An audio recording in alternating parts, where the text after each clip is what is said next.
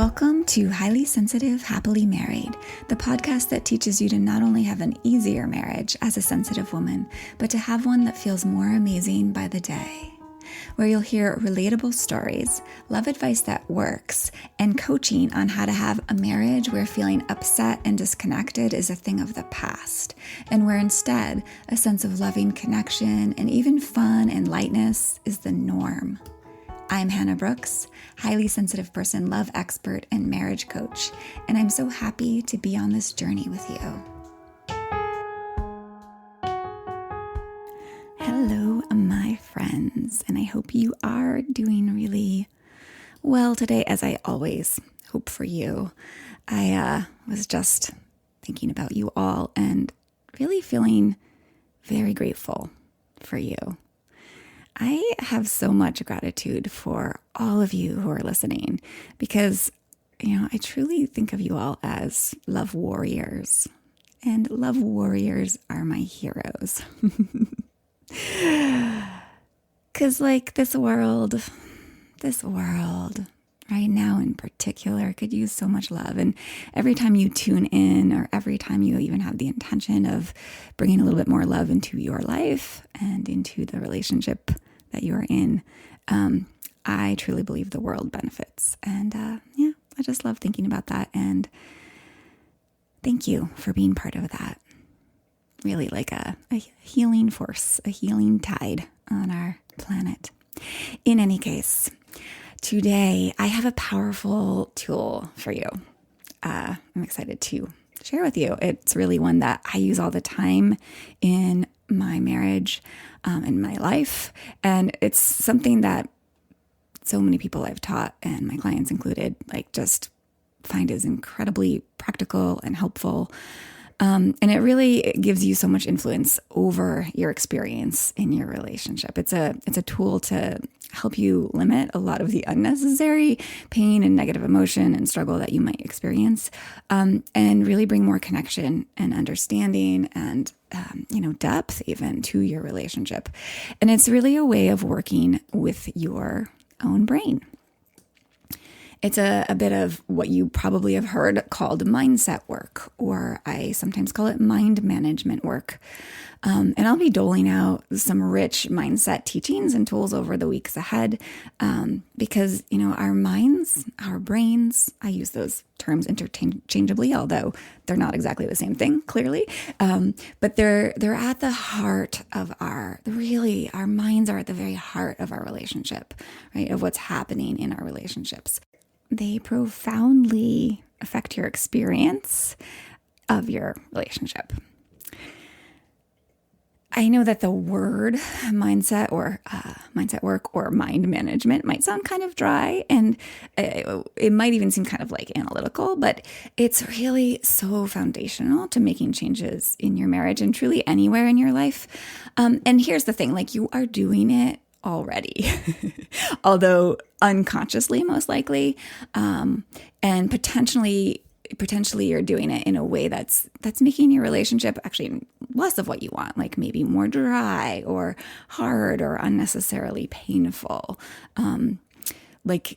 So much of the pain that I see in relationships comes from what I call an unsupervised mind, a mind with no steward.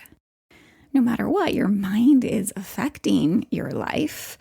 But when it is an unstewarded mind, an unsupervised mind, it is like a film crew who's trying to create a film, right? Or a bunch of actors that have no creative director, right?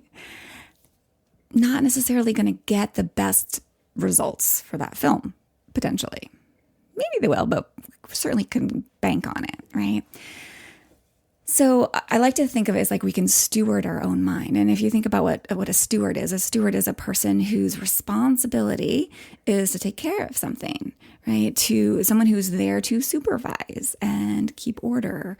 Or a director, I think of them as sort of similar. A director guides the crew and the actors so that they create the vision the director has for the film, right? And So if we are not being the steward, we are not being the director or the supervisor of our mind, it's kind of like we're being controlled by a toddler or a fearful lizard, right? I talked about this in episode 6. It's actually pretty foundational. If you haven't heard that one yet, it's a good kind of warm up or further understanding for what I'm going to share today. But basically, you're at the sort of effect of your very unmanaged, unsupervised mind. And that's really not ever optimum for creating what we want in our lives. And that includes the experiences we have in our relationship. So, I actually think that being the steward of our mind, the supervisor of our brain, can be so rich and so enlivening. And really, it can be such juicy, rich work. Because our emotions are not separate from our thoughts, right? The thoughts in our mind are, the majority of our emotions come from the thoughts in our minds, right? The unconscious beliefs, and all the things that are in our mind that are either in the form of thought or kind of in the form of more unconscious beliefs and perceptions about the world. So my point here is I really want to invite you to think of mindset work as really deep emotional work. And maybe that will resonate for some of you or a lot of you as highly sensitive people. Like we are kind of emotionally oriented, many of us. So I want you to think about this in this way. As we learn to really see and guide our own minds intentionally, as what happens is we become stewards of our emotion, right? We guide our emotions into places that we want to go. And if you remember, I've talked about before how our emotions are fuel, right? Our emotions are actually fuel for creating what we want in our lives, in our relationships.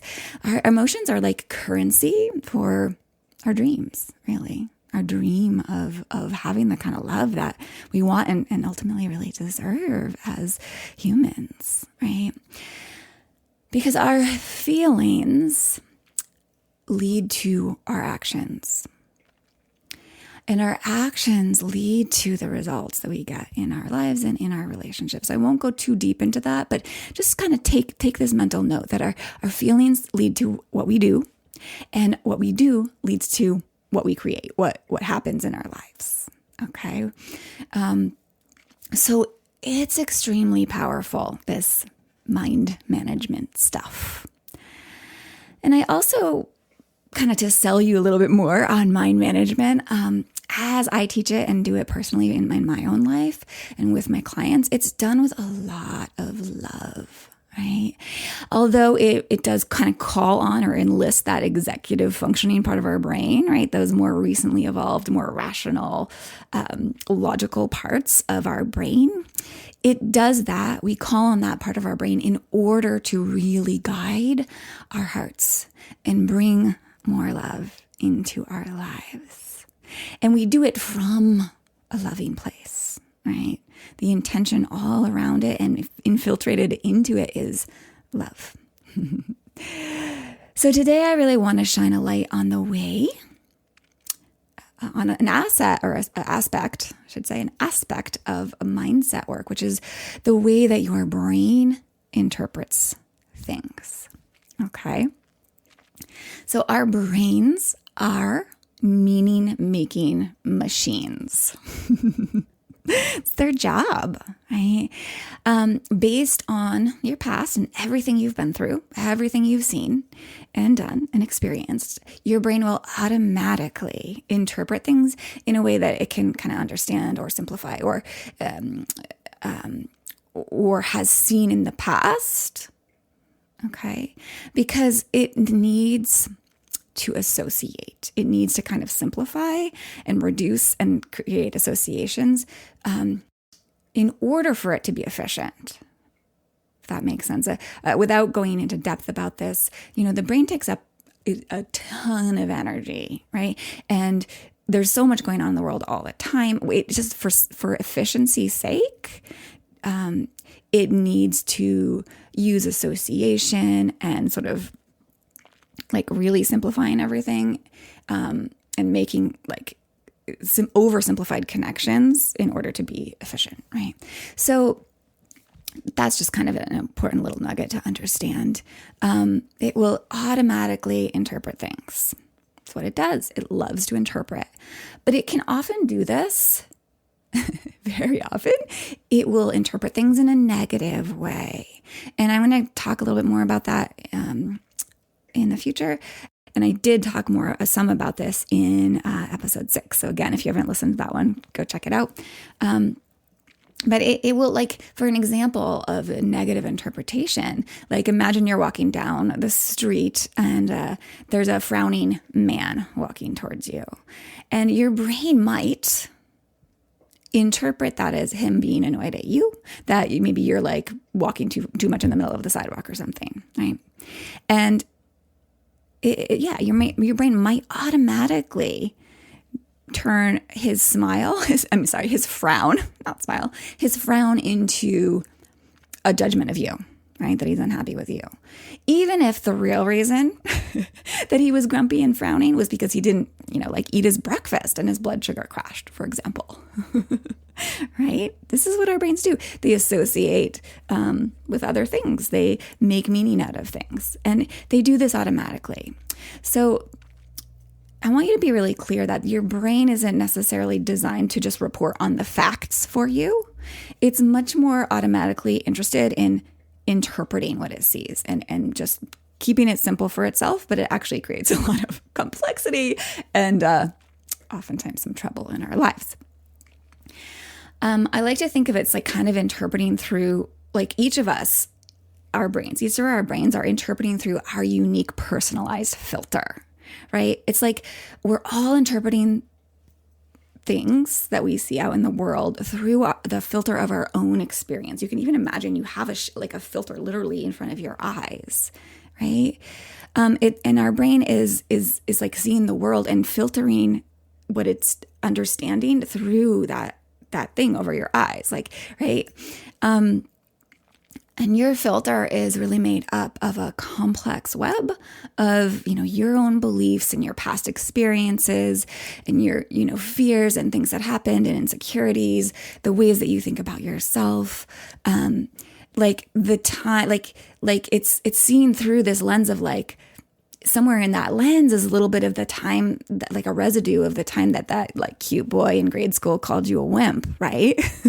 Or the time your narcissistic ex, hurt you, or how your dad left your mom, right? All of these things create the filter through which we see the world, through which our brain interprets and reads into what's going on out there in the world and internalizes that. All right.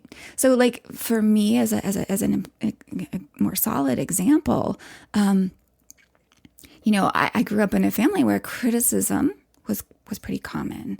And I would see lots of criticism happening, particularly from men to women. And then I would watch the relationship dissolve, basically. That's kind of how I simplified it, I think, internally. And so somehow I unconsciously associate. I started as a young woman. I started to kind of unconsciously associate criticism with a lack of love, with the relationship falling apart, right? So that any trace of criticism later in life, right, from my partner would totally freak me out. Because my brain would make it mean he doesn't love me or this is the end of our relationship. Right? So that filter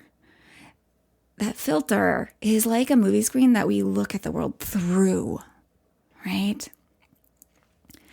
And it really determines our experience. And this is okay. Like it's okay because it's truly just a part of being human. We all have this. Except it can lead to a total misreading of the truth. I want to say it does. It can't. It's not like it just can. It does. We really, like, with this filter over ourselves, we really misread what's really going on so often, especially in our relationships. So this is going on for you. This is happening to you because you're human with a brain. And if you've ever felt hurt or angry or in any kind of emotional suffering in your relationship, yes, this is going on for you. This is likely very much a part of it. Okay, right? Again, all of our human brains are interpretation machines. That's just how they are, right? And it will keep doing it. It will keep interpreting things in ways that create suffering and pain until you learn how to supervise it, until you learn how to be the steward of it, okay?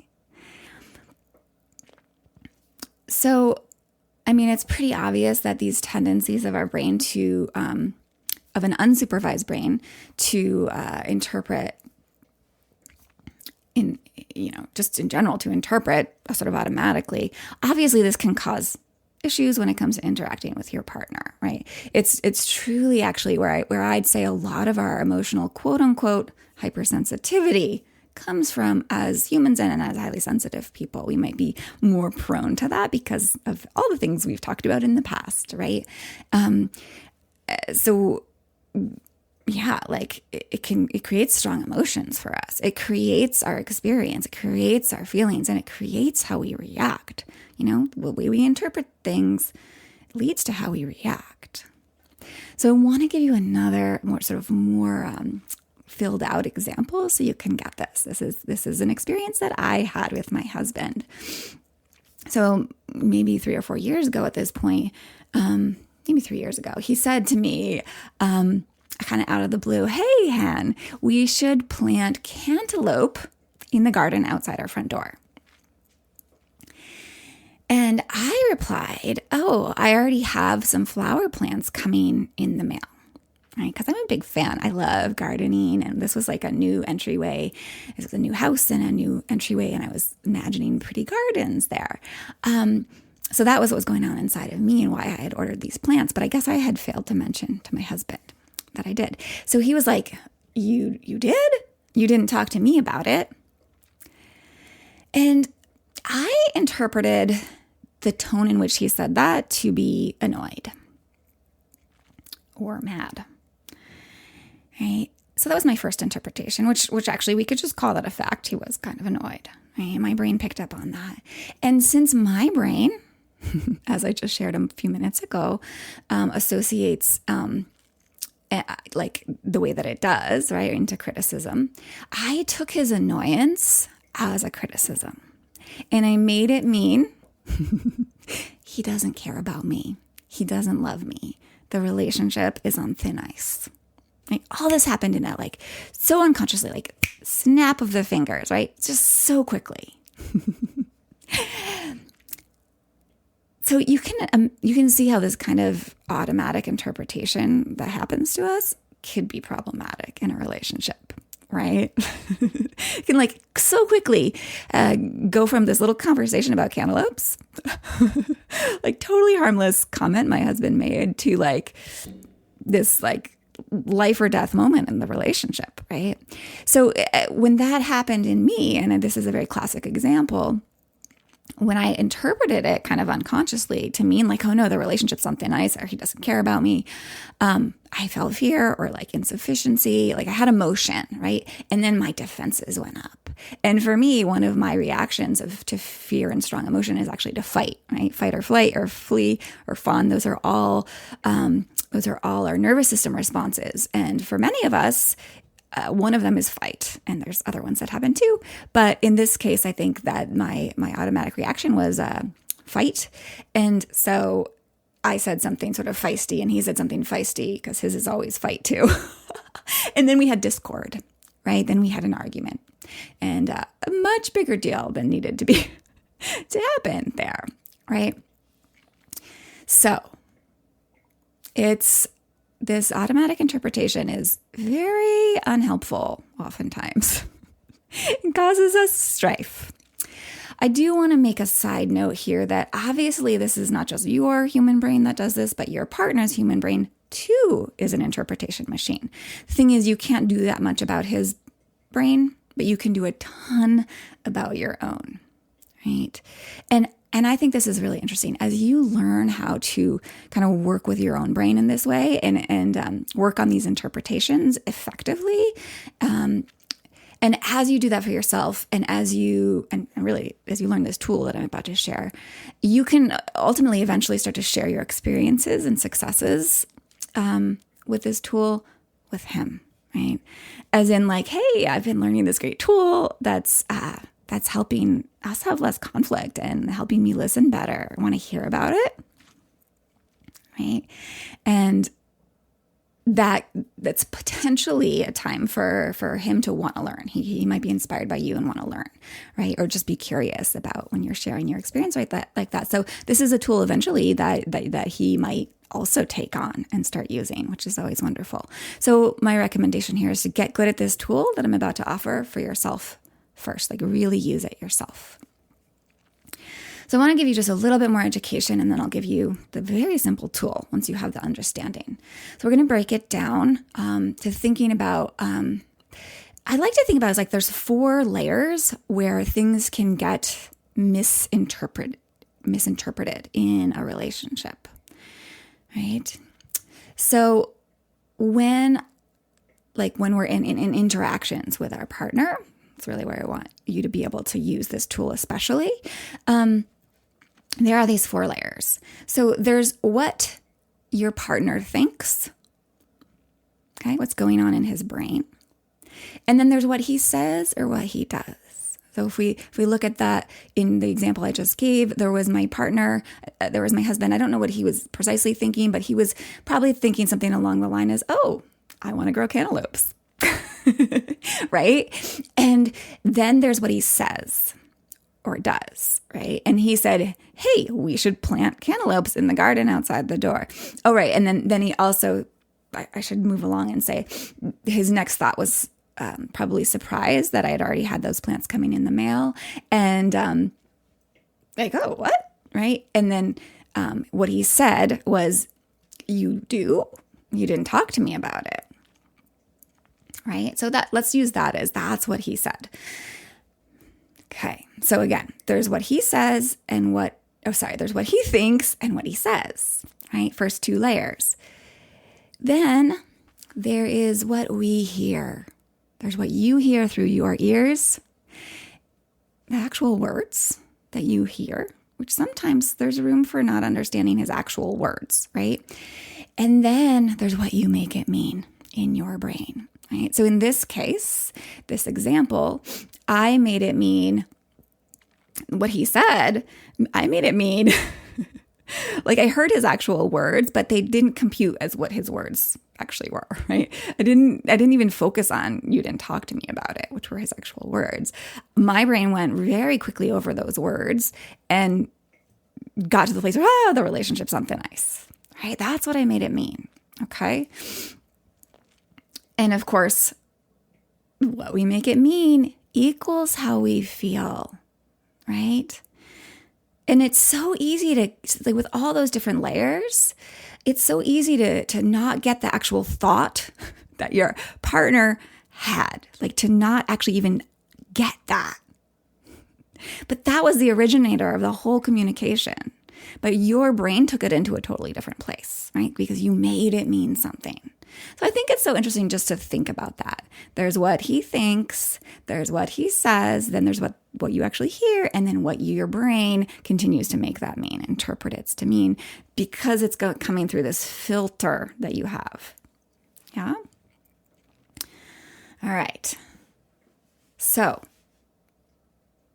the cool thing about all of this is that when we can catch what we're making it mean, when we can actually see that, we gain some agency, we gain some choice, we actually gain some power. We start to be able to influence our feelings, right? Instead of just like making something mean automatically and then being beholden or at the mercy of those feelings. Okay. So this is an important piece of this, is that just because we have a thought, just because we think something, it doesn't make that thought true, right? When I was younger, I always used to see this bumper sticker that said, "Don't believe everything you think." That's such wise advice, particularly in this, it's such wise advice. So a thought, an interpretation, is absolutely not a fact. It's just an interpretation. It's a story we weave in our own minds based on the filter that we're seeing the world through, right? But it can feel very true, right? Because we tend to believe our thoughts. We do. We have this natural inclination to believe the things that we think. And that will cause emotion. And from that emotion will come actions or reactions, like an argument, that aren't so helpful or necessary for your relationship, right?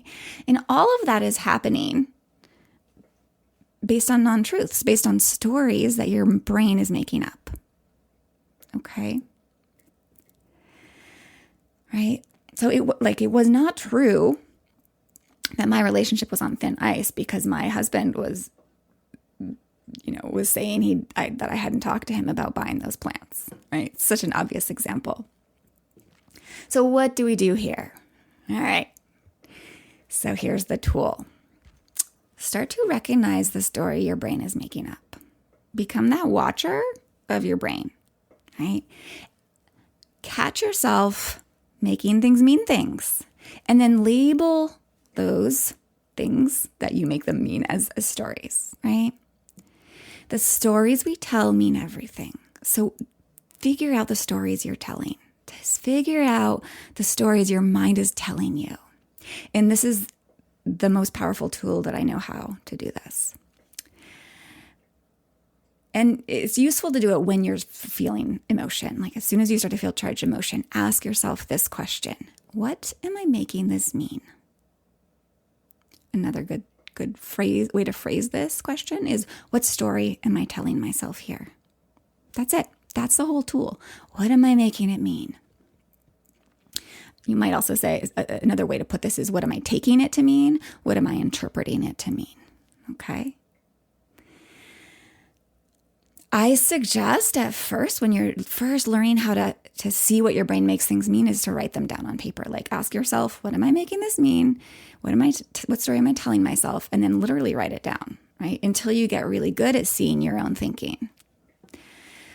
All right. Once you have that answer, which I totally just do this on the fly now, I don't write this down at this point. As soon as I see what my thought is, and this is what you can do, you can see, it's pretty obvious much of the time that it's not the truth. It's not a fact, right? If when you ask yourself, what am I making it mean? And you still think it's totally the truth, what your brain is making it mean, you can add this bonus question, which is, what else is it possible that this means? If you're open to it, you might find, you're likely to find all sorts of alternative interpretations, right? That are like as true or maybe even more true than that original automatic interpretation, right? Like for me in the cantaloupe incident, I could have probably interpreted that simply to be, he just wants cantaloupes outside the door, right? Because he wants us to like have the joy of yummy fruit to eat as a family, right? If I had that thought and I could have chosen that thought, right, that alternative interpretation, I would have felt so different, right? Oh, this is like something he's like doing because he wants good stuff for us as a family, because he loves us, right? Such a different feeling, right? And totally not going into that argument together. So I call that kind of interpretation, like interpreting in the pro-love way, which is totally an option for you as soon as you start to see your mind, right? As soon as you ask yourself the question, what else is it possible that this means? What do I want this to mean, right? You could even ask that question. That's a really good one. So try this on yourself. Try asking yourself these questions. And you can even do it like retroactively, right? Like you might take a hard thing that happened and like minutes or hours after it happened and remember back and think, oh, what did he say or what did he do? And then what did I make that mean? Right? And what else is it possible that it could have meant? Right? You'll find some good stuff there. All right. I want to further way to apply this is really like a bonus here. Once you start getting good at the first part, is you can use this very powerfully in actual conversation, right? So again, like as you get good at this will come more naturally. You can do it kind of on the spot, or you can think about what happened and then come back and have a better conversation later. But this is what you can do.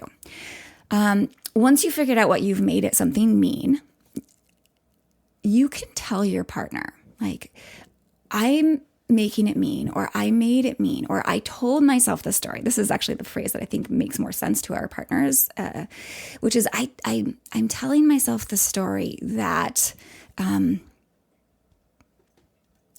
you don't like me anymore, whatever your interpretation is, right?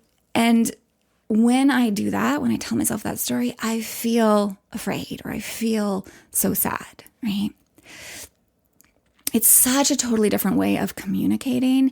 It's taking ownership for your experience instead of what most of us by default do is like blame the person for how we're feeling, right? And what happens, it will help your partner when you talk to him like this, it will help your partner not feel accused and blamed, right? Which obviously can lead to war. It is not an effective strategy for resolving things, right? So I'm telling myself the story that will help you will help him not feel blamed and accused, and it will really free you up to sort through things and get to the actual truth of the matter so that communication can be clearer and ultimately connecting, which is really the point of communication, right? And what we want in our marriages. All right. So I actually lay this phrase and the way to use it out a little bit more, along with 6 other tactics for communicating with your partner in ways that connect and deepen connection in my free guide, the 7 most powerful phrases to deepen connection in your marriage. You can grab that for free. It's like a 7 or 8 page little booklet. You can grab that at my website. You'll find lots of little places where you can enter your name and just get that free download. The website's lifeisworthloving.com. And I'll also put a link to that directly in the show notes for this show. Yeah, so enjoy being really curious about what your brain is making things mean, and deciding if those interpretations are helping you experience the love and respect and connection that you want to be experiencing in your relationship, or if they're not, right? Because what you make it mean means everything in your relationship. And truly, you're the one that has absolute power over your interpretations. The stories you tell yourself. And the story you tell yourself determines the story of your relationship. All right. Enjoy exploring this one and stepping into that place of stewardship or directorship to create the experience that you really want in your relationship. Be oh so well.